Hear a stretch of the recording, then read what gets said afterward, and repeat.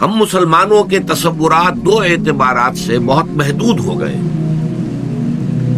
اسلام دین ہے، مکمل دین ہے، مکمل نظام زندگی ہے. یہ اپنا غلبہ چاہتا ہے. جب یہ غالب ہوتا ہے تو دین ہوتا ہے، جب مغلوب ہوتا ہے تو مذہب بن جاتا ہے. مذہب اور دین میں فرق کیا ہے؟ مذہب صرف 3 چیزوں پر مشتمل ہوتا ہے. کچھ عقائد ہوں گے، کچھ مراسم عبودیت، ریچولز، اور کچھ سوشل فنکشنز، کسٹمز.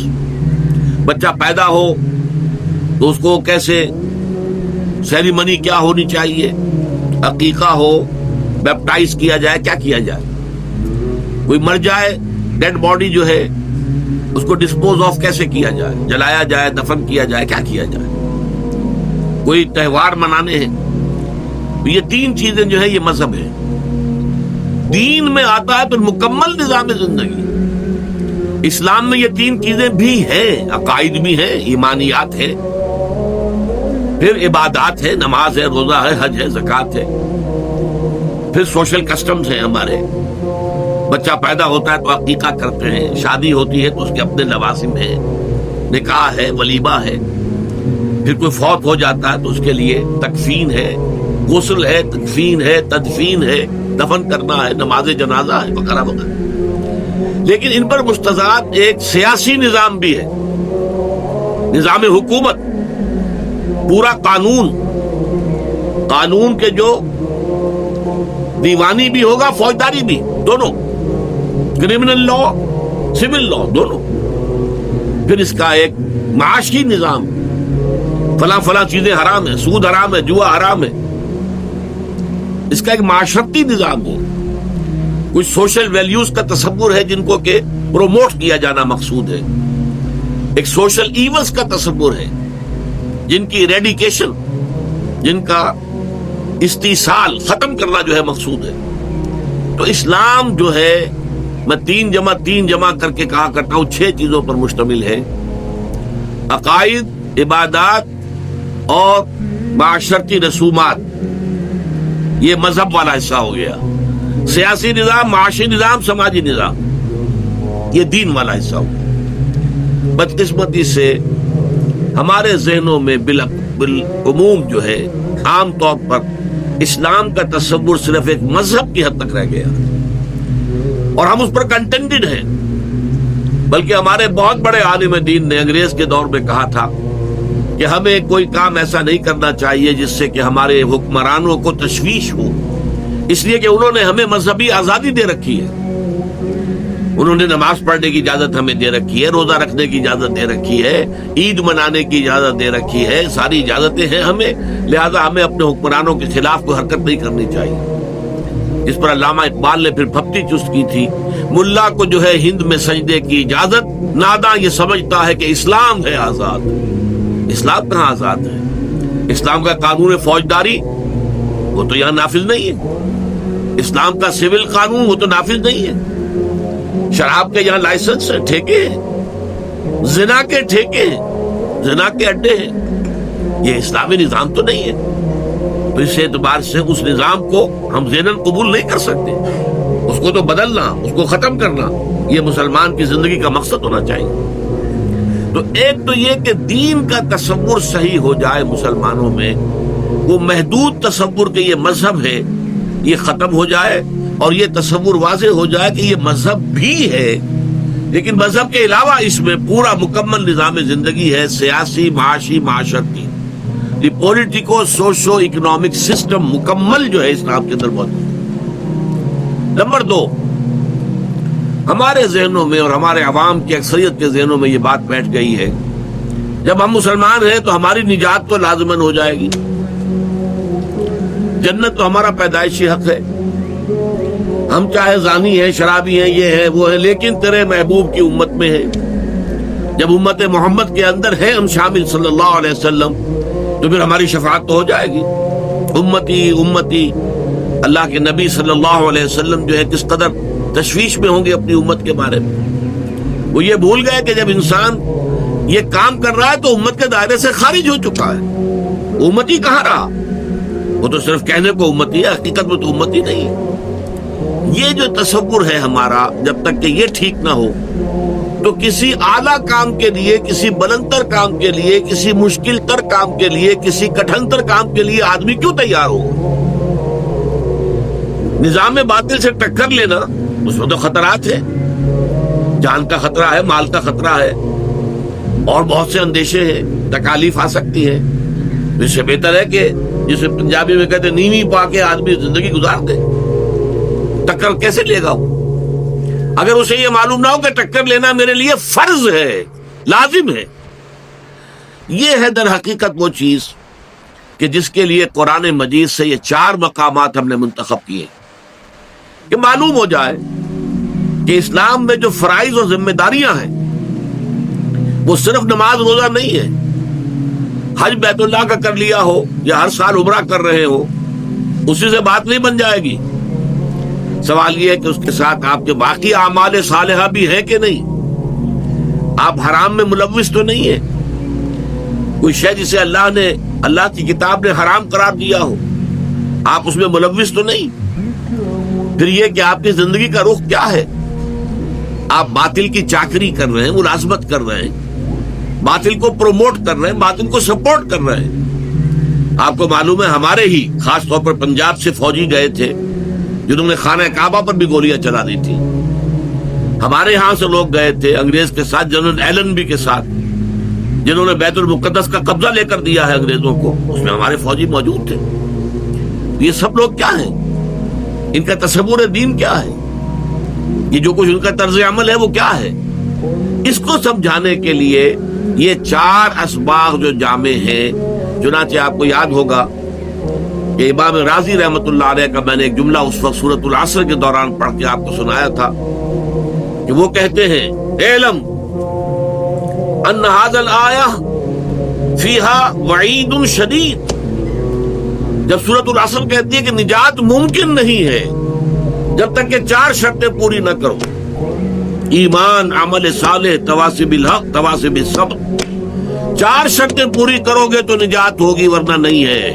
والعصر ان الانسان لفی خسر الا الذین آمنوا وعملوا الصالحات وتواصوا بالحق وتواصوا بالصبر۔ اعلم ان هذه الآیہ فیہا وعید شدید، اس میں بڑی شدید وعید ہے اللہ کی طرف سے، لأن اللہ تعالی حکم بالخسار علی جمیع الناس، اس لیے کہ اللہ تعالیٰ نے تو تمام انسانوں کی تباہی اور بربادی کا فیصلہ کر دیا۔ الا من کان آتیا بہذہ الاربع اشیاء الاربعۃ، سوائے ان کے جو ان 4 شرطوں کو پورا کریں۔ وہی الایمان، پہلے ایمان ہے، والعمل الصالح، دوسرا عمل صالح ہے، وتواصی بالحق، اور تواصی بالحق ہے، وتواصی بالصبر، اور تواصی بالصبر ہے۔ وَدَلَّ ذَلِكَ، یہ الفاظ ذرا نوٹ کیجئے اور یہ اردو میں بھی آپ کو سمجھ آ جائے گا۔ دلہ دلالت کرنا، وَدَلَّ ذَلِكَ، اس سے دلالت ہوئی اس بات کی طرف، رہنمائی ملی اس بات کی طرف، ان النجات، کہ نجات جو ہے آخرت میں عذاب الہی سے بچ جانا، چھٹکارا پا جانا، ان النجات معلقۃ بمجموع هذه الاشیاء، کہ نجات جو ہے ان 4 چیزوں کے مجموعے پر معلق ہے۔ ہمارے ہاں کیا ہے؟ محض ایمان ہے، ایمان کا بھی صرف زبانی اقرار ہے، دل میں یقین ہے ہی نہیں، اور جنت کے ٹھیکیدار ہیں ہم، ہماری تو گویا کہ ریزرویشن ہے جنت کے اندر۔ اب اس سے آگے کچھ محنت کرنے کی ضرورت کیا ہے؟ گائےکوں کو کھکیڑ بول لینا ہے، حرام سے بچنا، جبکہ حرام کے ذریعے سے، سودی کاروبار کے ذریعے سے، یا اور غلط کاموں کے ذریعے سے، رشوتوں کے ذریعے سے اگر آپ کو دنیا میں عیش مل رہے ہیں، ہر طرح کی تعیشات ہیں، ہر طرح کی آسائش ہے، تو کیوں چھوڑے آدمی؟ جبکہ جنت تو پھر بھی مل ہی جائے گی۔ یہ بالکل وہ عقیدہ ہے کہ جو یہود کے اندر پیدا ہو گیا تھا۔ وہ کہتے تھے لن تمسنا النار الا ایام معدودات، اور دوسری مرتبہ پھر آیا ہے لن تمسنا النار الا ایام معدودہ، ہمیں آگ نہیں چھو سکتی مگر گنتی کے چند دن۔ ہم تو نحن ابناء اللہ واحباؤہ، ہم تو اللہ تعالیٰ کے بیٹوں کے مانند ہیں، اس کے چہیتے ہیں، اس کے لاڈلے ہیں، تو ہمیں اللہ جہنم میں نہیں ڈالے گا۔ اور اگر صرف دوسرے لوگوں کی آنکھوں میں دھول جھونکنے کے لیے ہمیں جہنم میں ڈالا بھی تو فوراً نکال لے گا، ایام معدودات، چند دن کے سوا نہیں۔ قل ہاتوا برہانکم ان کنتم صادقین، فرمایا کہ لاؤ نا دلیل، کہیں تورات میں اللہ نے یہ ضمانت تمہیں دی ہے؟ کسی صحیفے میں، کسی نبی کے صحیفے میں یہ بات اللہ تعالیٰ کی طرف سے آئی ہے؟ بتاؤ۔ لیکن ہمارے ہاں بھی یہی ہے، امت مسلمہ میں ہے، مسلمان ہیں، نام مسلمانوں کا سا ہے، مسلمان والدین کے ہاں پیدا ہو گئے ہیں، کبھی بہت خیال ہوا تو کچھ نماز بھی پڑھ لی ہے، روزہ بھی رکھ لیا ہے، اور اس کے اوپر ہم مطمئن ہیں کہ ہمیں جنت مل جائے۔ جب تک یہ تصور ختم نہیں ہوگا، جب تک فرائض دینی کا جامع تصور سامنے نہیں آئے گا، اس وقت تک ظاہر بات ہے کہ ہمارے عمل میں کوئی تبدیلی نہیں آ سکتی۔ یہ ہے وہ نقطہ کہ جس کی وجہ سے اس منتخب نصاب میں یہ 4 اسباق شامل کیے گئے، جن میں چاروں میں وہ چاروں چیزیں موجود ہیں۔ اسی کے لیے دیکھیے یہ خاکہ بنایا گیا، اس کو سمجھ لیجئے۔ جوامع الکلم من القرآن الحکیم، یہ جوامع الکلم پر جو قومیں لگے ہوئے ہیں دونوں طرف، یہ کیوں ہے؟ اس لیے کہ یہ الفاظ ایک حدیث میں آئے۔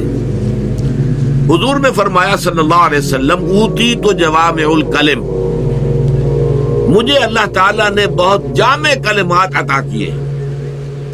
حضور کی بہت سی حدیثیں ہیں 2-2 3-3 لفظوں پر مشتمل، لیکن حکمت کو یوں سمجھیے کہ سمندر کو، حکمت کے سمندر کو، وہ ایک دریا کو ایک کوزے میں بند کر دیا گیا۔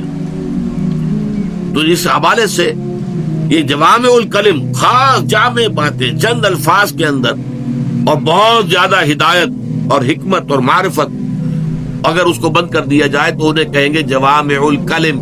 اور حضور نے خاص طور پر اپنے لیے فرمایا اوتیت جوامع الکلم۔ یہاں میں نے لکھا ہے من القرآن الحکیم، قرآن مجید کا معاملہ بھی یہ ہے، اس میں ہدایت بہت مفصل بھی ہے، بڑی تفصیل سے ہے، تفصیل سے قوانین کی بحث جب شروع ہوتی ہے، نکاح و طلاق کی بحث شروع ہوتی ہے، کس قدر مفصل۔ لیکن جوامع الکلم، جہاں پہ کہ چند لفظوں کے اندر بہت بڑی حقیقت سمو دی گئی، تو یہ 4 اسباق جو ہے جوامع الکلم من القرآن الحکیم، قرآن حکیم کے جوامع الکلم، یعنی مطالعہ قرآن حکیم کے منتخب نصاب کے حصہ اول میں شامل 4 جامع اسباق کا خلاصہ۔ اب اس میں سب سے نیچے دیکھیے لکھا ہوا بیس لائن، افقی قاعدہ۔ یہ سورۃ العصر میں جو 4 چیزیں آئی ہیں، ایمان، عمل صالح، نواصب الحق، نواصب الصبر، یہ پہلا سبق ہے درس اول لوازم نجات سورۃ العصر۔ یہاں ہم بیان کر چکے ہیں، دوبارہ ذہن میں تازہ کر دیجئے۔ ایمان اگر صرف زبان پر ہے، دل میں نہیں ہے، تو عمل درست نہیں ہوگا،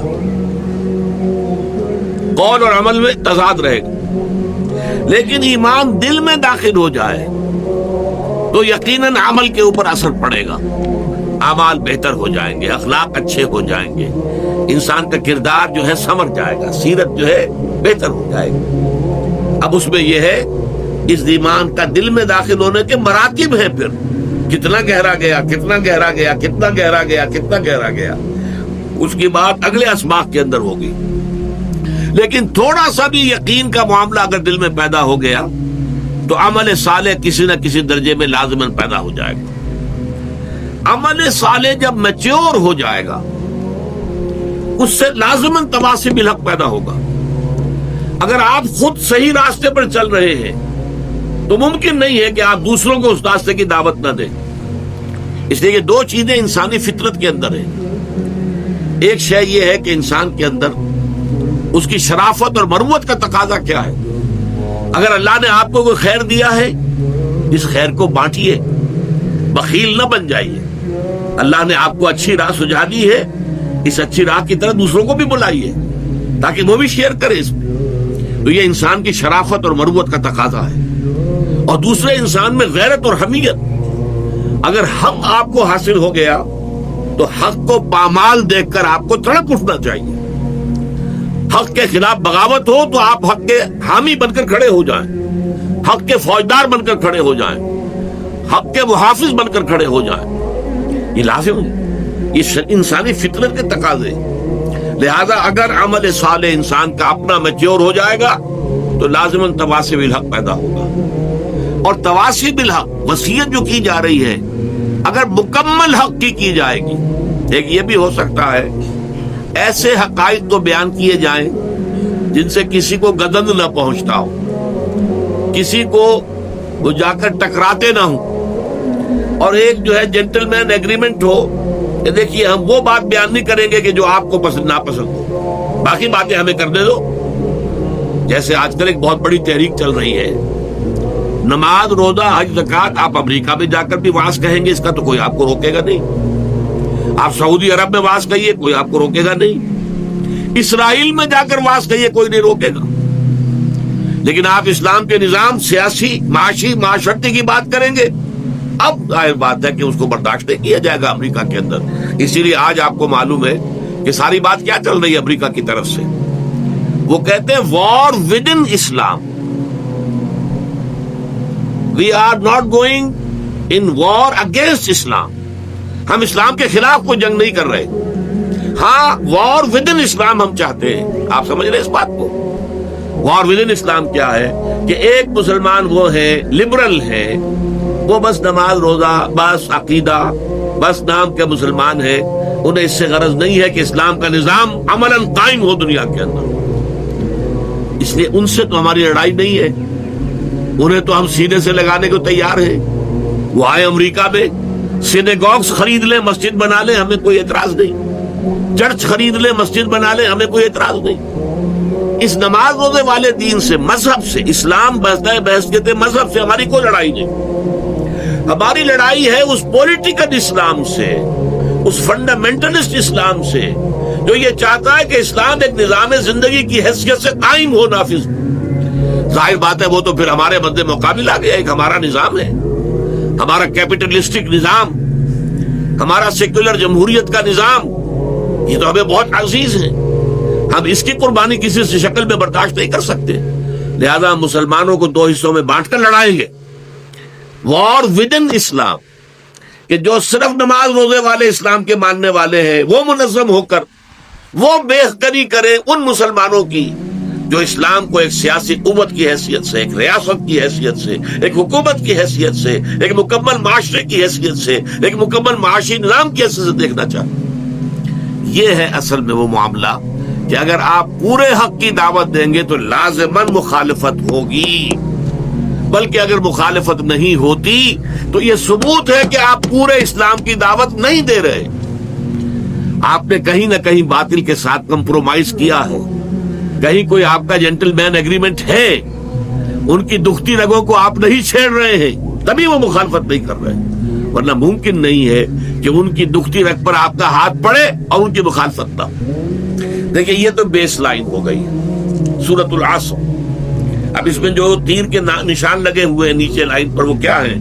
ایمان کا نتیجہ لازماً عمل صالح. عمل صالح اگر میچور ہو تو لازماً تواصی بالحق، حق کی دعوت. اور یہ اگر کل حق کی دعوت ہے تو لازماً تواصی بالصبر کی ضرورت پیش آئے گی. اس سے ذرا اونچے اٹھے. اب یہ دوسرے ایرو ہے، یہ عمودی ترفع ہے. اس سے ذرا اونچا مقام ہے جو درس دوم میں ہمارے سامنے آیا. ایک ہے لوازم نجات، بیس لائن، جس سے نیچے نجات ہے ہی نہیں، لیکن اوپر مراتب عالیہ ہے، اونچے ہیں. یہ حقیقت بر و تقوی، آیا بر. لیس البر ان تولوا وجوہکم قبل المشرق والمغرب ولکن البر من آمن باللہ والیوم الآخر والملائکۃ والکتاب والنبیین الی آخر الآیہ. اب اس میں دیکھیے ایمان، یہ 5 ایمانیات کا بیان آ گیا. ایمان اللہ پر، یوم آخر پر، فرشتوں پر، انبیاء کرام پر، آسمانی کتابوں پر. عمل صالح میں انسانی ہمدردی اور خدمت خلق میں مال کا انفاق، عبادات، نماز اور روزہ، التزام، معاملات کے ضمن میں ایفاء عہد. نمبر 3 چیز یہاں پر مقدر ہے، انڈرسٹوڈ ہے، لیکن واضح طور پر بیان نہیں ہوئی. جن لوگوں کا یہ کردار ہے ان کی جنگ اگر ہوگی تو کس لیے ہوگی؟ حق کے لیے ہوگی. آخری چیز صبر، والصابرین فی البأساء والضراء وحین الباس. صبر کرنے والے فقر و فاقہ پر، تکلیف میں، اور سب سے بڑھ کر یہ کہ جنگ کی حالت. اب آئیے تیسرا سبب، اور اونچے اٹھے. یہ ہے مقام عظیمت، حوصلے والی بات، ہمت والی بات۔ سورہ لقمان کا دوسرا رکوع، اس میں ہم نے کیا پڑھا؟ ایمان کے ضمن میں اللہ کے شکر کا التزام اور شرک سے اجتناب۔ وَلَقَدْ آتَيْنَا لُقْمَانَ الْحِكْمَةَ أَنِ اشْكُرْ لِلَّهِ، اللہ کا شکر۔ اور پھر حضرت لقمان نے اپنے بیٹے کو جو پہلی بات کہی، وَإِذْ قَالَ لُقْمَانُ لِابْنِهِ وَهُوَ يَعِظُهُ يَا بُنَيَّ لَا تُشْرِكْ بِاللَّهِ، شکر کا التزام اور شرک سے اجتناب۔ اعمال کی جزا و سزا کا یقین، بدلہ مل کر رہے گا، انسانی اعمال ضائع نہیں ہوں گے۔ یا بنی انہا ان تک مثقال حبۃ من خردل فتکن فی صخرۃ او فی السماوات او فی الارض یأتی بها اللہ ان اللہ لطیف خبیر۔ اس سے اوپر پھر اس کے اندر امر بالمعروف اور نہی عن المنکر، اعمال صالحہ کے اندر والدین کے ساتھ حسن سلوک، اتباع اور اطاعت اس کی جو خود اللہ کی جانب رخ کیے ہوئے ہو، اقامت صلاۃ، تکبر اور خود پسندی سے گریز، ولا تصعر خدک للناس ولا تمشی فی الارض مرحا، یہ ساری چیزیں آ گئیں۔ اور یہاں اب تواصی بالحق کے ضمن میں ایک نئی اصطلاح آئی، امر بالمعروف اور نہی عن المنکر۔ یہ اصطلاح پھر قرآن مجید میں بکثرت آئی ہے، 10 مرتبہ آئی ہے۔ امت کا مقصد وجود اسی اصطلاح کے حوالے سے بیان ہوا، کنتم خیر امت اخرجت للناس تأمرون بالمعروف وتنہون عن المنکر وتؤمنون باللہ۔ ان 4 اسباق کا فائدہ یہ ہے کہ قرآن مجید کی بیسک ٹرمینالوجی سے یہاں انسان واقف ہو جاتا۔ سورہ آل عمران کی آیت نمبر 110 میں نے ابھی آپ کو سنائی، کنتم خیر امت اخرجت للناس، اے مسلمانوں اب تم وہ بہترین امت ہو گئے ہو جو لوگوں کے لیے برپا کیے گئے ہو۔ دوسری قومیں اپنے لیے جیتی ہیں، اپنی بلندی، اپنی عزت، اپنی شان و شوکت، اپنے ہاں بہتر سے بہتر حالات پیدا کرنا، یہ ان کا مقصود ہے۔ تمہارا مقصود ہے لوگوں کو نیکی کا حکم دینا، بدی سے روکنا۔ ہم تو جیتے ہیں کہ دنیا میں تیرا نام رہے، کہیں ممکن ہے کہ ساقی نہ رہے، جام رہے، تمہیں دوسروں کے لیے کام کرنا ہے۔ کنتم خیر امت اخرجت للناس تأمرون بالمعروف وتنہون عن المنکر وتؤمنون باللہ۔ اور اگر پوری امت بھول جائے اپنے سبق کو تو کچھ لوگ تو ہوش میں آئیں، جاگیں، مل جل کر ایک امہ ودن امہ، بڑی امت کے اندر چھوٹی امت بن جائیں۔ وَلْتَكُن مِّنكُمْ أُمَّةٌ يَدْعُونَ إِلَى الْخَيْرِ وَيَأْمُرُونَ بِالْمَعْرُوفِ وَيَنْهَوْنَ عَنِ الْمُنكَرِ وَأُولَٰئِكَ هُمُ الْمُفْلِحُونَ۔ تم میں سے ایک امت تو ایسی ہونی ہی چاہیے جن کے کام ہی صرف 3 ہوں، خیر کی دعوت دینا، نیکی کا حکم دینا، بدی سے روکنا۔ آگے چلیے، اس میں اسی دوسرے رکوع میں سورہ لقمان کے یا بنی اقم الصلاۃ وامر بالمعروف ونہی عن المنکر واصبر علی ما اصابک، اور پھر جو تم پر بیتے، جو تکلیف آئے، جو مصیبت آئے، جیسے ستایا جائے، وربل پرسیکیوشن ہو تو صبر کرو، فزیکل پرسیکیوشن ہو تو صبر کرو، ٹارچر کیا جائے تو صبر کرو، جو بھی تم پر آئے، وَاصْبِرْ عَلَىٰ مَا أَصَابَكَ، جو بھی بیتے تم پر برداشت کرو اور جھیلو۔ وہی 4 چیزیں یہاں بھی آ گئی۔ پیش نظر کیا ہے؟ یہ تصور پختہ ہو جائے کہ نجات کا راستہ یہ ہے، ایمان، عمل صالح، تواصی بالحق، تواصی بالصبر۔ پھر ایمان کی تفصیل ہو سکتی ہے، اعمال صالحہ کی تفصیل ہو سکتی ہے، تواصی بالحق کے لیے اور اصطلاحات آ سکتی ہیں، اور تواصی بالصبر کے ضمن میں مزید وضاحت آ سکتی ہے۔ اس کے بعد یہ آخری درس جو ابھی ہمارا ختم ہوا پچھلی نشست میں، یہ ہے بلند ترین مقام، کہ ان کا را بلندست آشیانہ۔ یہی وجہ ہے کہ یہاں درس چہارم کے نیچے کیا لکھا ہے؟ حظ عظیم۔ یہ الفاظ میں نے انہی دروس سے لیے، مقام عظیمت، چونکہ سورہ لقمان میں یہ لفظ آیا، یا بنی اقم الصلاۃ وامر بالمعروف ونہی عن المنکر واصبر علی ما اصابک ان ذالک من عزم الامور، یہ بڑے ہمت کے کاموں میں سے۔ تو مقام عظیمت یہ ہے، مقام و مرتبہ عظیمت اور حظ عظیم۔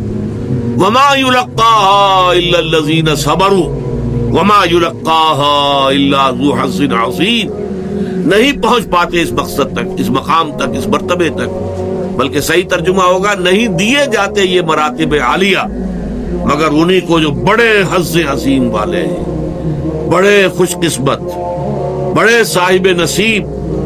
اور پھر اس کے اندر مرتبہ ولایت، جیسا کہ میں نے عرض کیا، ان الذین قالوا ربنا اللہ ثم استقاموا تتنزل علیہم الملائکۃ الا تخافوا ولا تحزنوا وابشروا بالجنۃ التي كنتم توعدون نحن اولیاؤکم فی الحیاۃ الدنیا وفی الآخرہ. اس کا جو مثنیٰ ہے سورہ یونس میں، الا ان اولیاء اللہ لا خوف علیہم ولا هم يحزنون الذین آمنوا وكانوا يتقون لهم البشرى فی الحیاۃ الدنیا والآخرہ. ان کے لیے بشارتیں ہی بشارتیں ہیں، دنیا کی زندگی میں بھی اور آخرت کی زندگی میں بھی.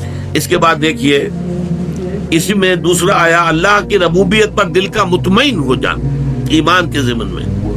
فرشتوں کی تائید اور نصرت. فرشتے جو ہیں آپ کو معلوم ہے جنگ کے دوران بھی نافذ ہوئے، نازل ہوئے. غزوہ بدر میں واقعہ یہ ہے کہ جو فتح عظیم ملی ہے، فرقان، یوم الفرقان، اس میں فرشتوں کی مدد کا بہت بڑا حصہ ہے. احادیث سے وضاحت کے ساتھ ثابت ہوتا. پھر ایک اور حدیث آپ کو سنا دوں، اتفاق سے یہ حدیث بیان ہونے سے رہ گئی، ہمارے اجتماعات کے اعتبار سے نہایت ریلیونٹ ہے. حضور فرماتے ہیں مجتمع قوم فی بیت من بیوت اللہ یتلون کتاب اللہ ویتدارسونہ بینہم الا نزلت علیہم السکینہ وحفتہم الملائکہ وذکرہم اللہ فی من عندہ. جب بھی کبھی کسی گھر میں مسلمان جمع ہوتے ہیں، کائے کے لیے؟ یتلون کتاب اللہ ویتدارسونہ بینہم، اللہ کی کتاب کو پڑھنے کے لیے اور آپس میں سمجھنے سمجھانے کے لیے. یتدارسون. مجتمع قوم فی بیت من بیوت اللہ، نہیں جمع ہوتے کچھ لوگ اللہ کے گھروں میں سے کسی گھر میں. تو ایک تو مطلب یہ لیا گیا کہ مساجد مراد ہے. مسجد میں جب بھی مسلمان جمع ہو اور وہ قرآن پڑھے اور ایک دوسرے کو سمجھے اور سمجھائیں. لیکن ایک رائے یہ بھی ہے کہ جس گھر میں بھی یہ کام ہو، اس حدیث میں جو خبر دی گئی ہے وہ ان سب کے لیے. محدثین نے اس کی شرح کی ہے. مجتمع قوم فی بیت من بیوت اللہ یتلون کتاب اللہ ویتدارسونہ بینہم الا نزلت علیہم السکینۃ وحفتہم الملائکۃ وذکرہم اللہ فی من عندہ. مگر یہ کہ ان پر سکینت نازل ہوتی ہے اللہ کی طرف سے، اور اللہ کی رحمت انہیں ڈھانپ لیتی ہے، اور فرشتے ان کے گرد گھیرا ڈال لیتے ہیں، اور اللہ تعالیٰ ان کا ذکر کرتا ہے ملائکہ مقربین کی محفل میں. دیکھو میرے بندے، جنہوں نے مجھے دیکھا نہیں ہے، مجھ پر غیب میں ایمان رکھتے ہیں، اور میری کتاب سے یہ محبت اور عشق ہے کہ اس وقت وہ فلاں جگہ پر جمع ہو کر، صرف اس لیے، کوئی اور غرض نہیں. آپ سوچئے، آپ کے یہاں آنے کی کوئی اور غرض ہے کیا؟ یہ کوئی کسی پولیٹیکل پارٹی کا جلسہ ہے؟ کیا یہ کسی الیکشن کی تمہید ہے؟ کیا کسی اور اعتبار سے کسی فرقے واریت کی بات ہے؟ کسی فرقے کو کنڈم کرنا مقصود ہے، یا کسی خاص فرقے کی طرف دعوت دینا مقصود؟ ختم نہیں. ایک ہی مقصد، اللہ کی کتاب کو سمجھے. تو جو لوگ بھی اس کے لیے یتلون کتاب اللہ ویتدارسونہ بینہم، اس مقصد کے لیے جمع ہوتے ہیں، ان پر اللہ تعالیٰ کی رحمت جو ہے انہیں ڈھانپ لیتی ہے، سکینت ان پر نازل ہوتی ہے، فرشتے ان کے گرد گھیرا ڈالتے ہیں، اور اللہ تعالیٰ ذکر کرتا ہے ملائکہ مقربین کی محفل میں کہ دیکھو میرے بندے میری کتاب کا مطالعہ کرنے کے لیے میرے فلاں مقام پر جمع ہے. تو یہ ہے فرشتوں کی تائید. آخرت اور جنت کی نعمتوں کا یقین. لکم فیہا ما تشتہی انفسکم ولکم فیہا ما تدعون. پھر یہ کہ اللہ تعالیٰ کی صفات غفور، رحیم، سمیع اور علیم. اس کے بعد جو اس میں آیا تھا لفظ استقامت، جس کے بارے میں میں نے عرض کیا تھا کہ اس استقامت کے اندر قیامت مضمن ہے. کہہ دینا میرا رب اللہ ہے، اس پر استقامت کے معنی کیا ہوں گے؟ اب اللہ کا ہر حکم واجب التنفیذ، واجب التعمیل، واجب الاطاعت، ورنہ استقامت کہاں ہوئی؟ من رضی باللہ ربا وبمحمد رسولا وبالاسلام دینا جو شخص راضی ہو گیا, جس کا دل ٹھک گیا کہ اللہ میرا رب ہے, محمد میرے رسول ہیں اور اسلام میرا دین ہے, اگر یہ کیفیت ہو گئی ہے تو اب محمد کا, اللہ کا, اسلام کا, قرآن کا کوئی حکم ایسا نہ ہو کہ جسے پسے پوچھ ڈال دیا جائے. یہ استقامت, اطاعت سب سے پہلے. پھر ایک استقامت باطنی ہے, اللہ کی رضا پر راضی رہنا, جو کچھ ہو رہا ہے اللہ کی مرضی سے ہو رہا ہے. ہمارے والد صاحب ایک واقعہ سنایا کرتے تھے, یہ غالباً 1919 میں پلیگ بہت بڑی پھیلی تھی, اور ایک تھے اللہ کے بندے ولی اللہ صوفی, وہ صوفیاء کرام میں سے حصار میں عبد الصمد خان صاحب, جنہیں حضور جی کہا جاتا تھا, وہ پھر پاکستان میں بھی آ گئے تھے. یہ جو مسجد ہے انارکلی کے چوک میں, مسلم مسجد, اس کا سنگ بنیاد انہی کا رکھا ہوا ہے. وہ حضرت جی, ان کے 2 جوان بیٹے تھے, ایک ہی دن میں دونوں فوت, انتہائی خوبصورت. یہ پٹھان تھے کیبل پور کے علاقے کے, وجیح, سرخ و سفید رنگت, 2 جوان بیٹے, اور ایک دن میں دونوں بچے ختم. ہمارے والد صاحب بتاتے تھے کہ میں چشمدید گواہ ہوں کہ جب لوگ گئے ہیں, میں بھی گیا ہوں, میں نے دیکھا کہ حضرت جی عبد الصمد خان صاحب رحمت اللہ علیہ, ان کے چہرے پر ملال کا کوئی اثر نہیں تھا, اسی طرح دمکتا ہوا چہرہ, اسی طرح خوش و خرم. لوگ کہتے تھے حضور بڑا افسوس ہے. بھائی افسوس کاہے کا, اللہ کا مال تھا, اللہ نے لے لیا. ما اصاب من مصیبت فی الارض ولا فی انفسکم الا فی کتاب من قبل ان نبرأها. یہ تو اللہ تعالیٰ کی طرف سے, لکہ لا تاسوا علی ما فاتکم ولا تفرحوا بما آتاکم واللہ لا یحب کل مختال فخور. اللہ کچھ دے دے تو اترایا نہ کرو, کچھ چھین لے تو افسوس نہ کیا کرو.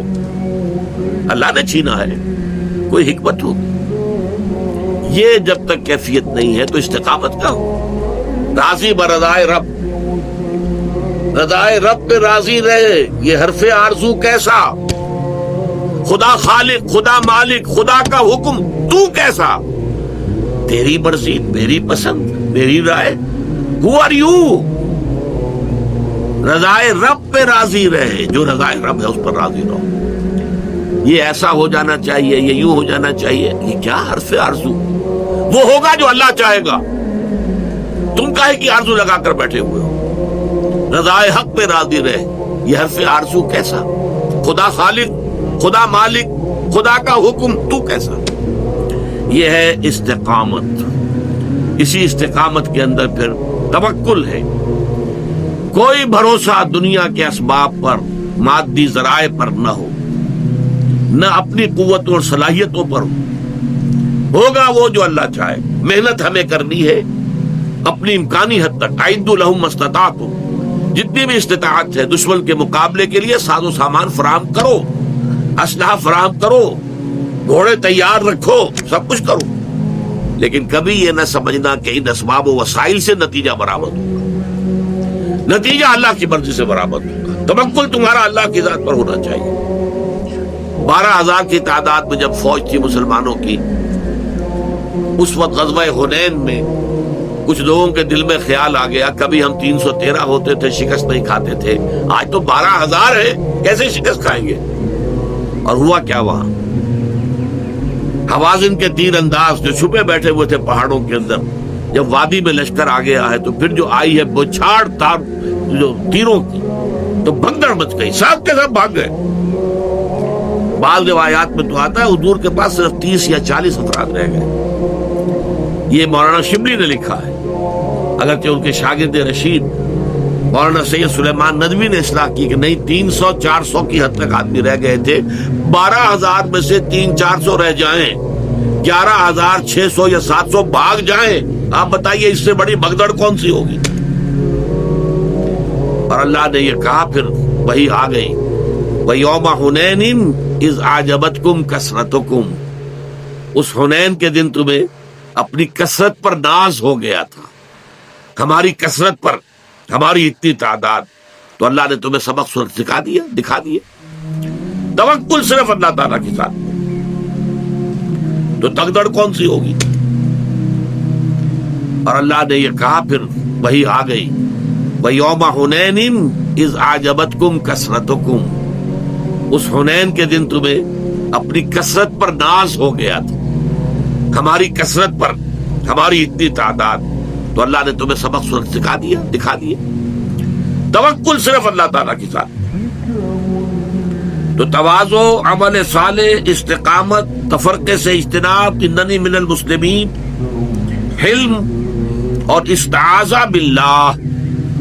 جب بھی ذرا محسوس ہو کہ شیطان میرے اندر کچھ غصے کی تحریک کر رہا ہے، میرے جذبات میں کوئی ابال آ رہا ہے، میں ترکی جواب دینے کی خواہش دل میں اٹھ رہی ہے، فوراً اللہ کی اعوذ باللہ من الشیطان الرجیم، اے اللہ میں تیری پناہ طلب کرتا ہوں شیطان الرجیم کے وسوسے سے، اس کی نزغ سے، اس نے جو ٹھوکا مجھے لگایا ہے، اس نے جو چھوت مجھے لگا دی ہے، اس کی طرف سے جو میرے اندر یہ اکساہٹ پیدا ہو گئی ہے، اے اللہ تو اپنے فضل و کرم سے مجھے بچا لے۔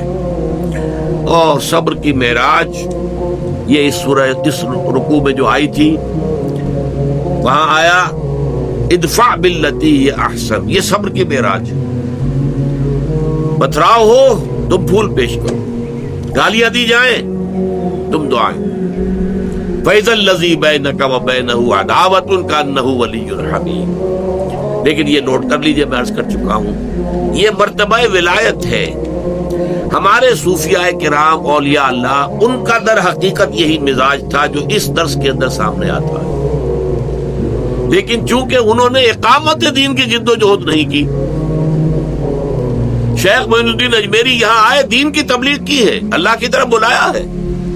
90,000 ہندو محض ان کے ہاتھ پر حق، دست حق پرست پر ایمان لایا، 90,000، لیکن اللہ کا نظام قائم کرنے کی کوشش نہیں کی، لہذا وہ دوسرا رنگ نظر نہیں آئے گا جو صحابہ کرام کی زندگیوں میں دوسرا رنگ بھی ہے۔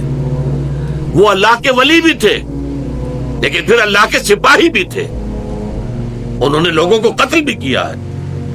آخر جو 70 مارے گئے جو غزوہ بدر میں، تو صحابہ نے قتل کیا، فرشتوں نے کیا، چلیے صحابہ نے کیا، اور انہوں نے جنگیں کی ہے۔ یقاتلون فی سبیل اللہ فیقتلون ویقتلون، وہ اللہ کی راہ میں جنگ کرتے ہیں، قتل کرتے بھی ہیں، قتل ہوتے بھی ہیں۔ یہ نقشہ صحابہ کرام کی زندگیوں میں ہے۔ اور نوٹ کر لیجئے، ہمارے لیے آئیڈیل جو نقشہ ہے، ہمارے لیے ما انا علیہ واصحابی، حضور نے فرمایا جو میرا طرز عمل ہے، آپ کا جو 12 سالہ دور ہے مکی، وہ بھی ہمارے لیے واجب الاتباع، اور جو پھر 11 سالہ دور ہے مدنی، وہ بھی ہمارے لیے واجب الاتباع۔ آپ کی پوری شخصیت ہمارے لیے واجب الاتباع ہے۔ اور اسی رنگ میں ہم دیکھتے ہیں کہ صحابہ کرام رنگے ہوئے ہیں۔ جب مکے میں تھا حکم کہ چاہے تمہیں زندہ جلا دیا جائے، چاہے تمہارے ٹکڑے کر دیے جائیں، تم کوئی جوابی کارروائی نہیں کرو گے، تو اسی پر عمل تھا۔ اور جب مدینے میں آ کر حکم ہو گیا قاتلوا فی سبیل اللہ الذین یقاتلونکم، اب جنگ کرو اللہ کی راہ میں ان لوگوں سے جو تم سے جنگ کر رہے ہیں، اب اس پر عمل کیا، جانیں بھی دی اور جام شہادت بھی نوش کیے۔ وہ ہے مکمل اسوہ۔ البتہ یہ ہے جو مرتبہ ولایت اور مقام دعوت۔ اللہ تعالی ہمیں حق کو سمجھنے کی توفیق عطا فرمائے، ہمارا تصور دین جامع ہو جائے، اور تصور فرائض دینی ہمارے سامنے واضح ہو جائے کہ نجات کا راستہ کیا ہے، اس کے لوازم کیا ہیں، اس کی شرائط کیا ہیں، اور ان پر پھر